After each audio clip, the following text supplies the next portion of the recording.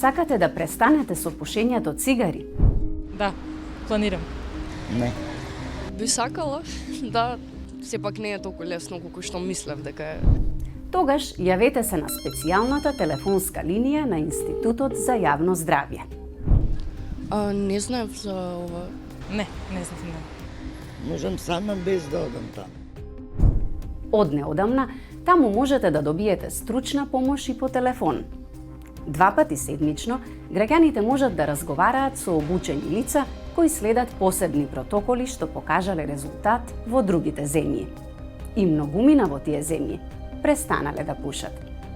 Никола од Скопје, кој пуши 30 години без прекин, е еден од оние кои веќе побарале помош на бројот. Досегашните десетина советувалишта за откажување од пушење во државата биле слабо посетувани, па можеби сега телефонските совети ќе бидат поефикасни. Состојбата имено е алармантна.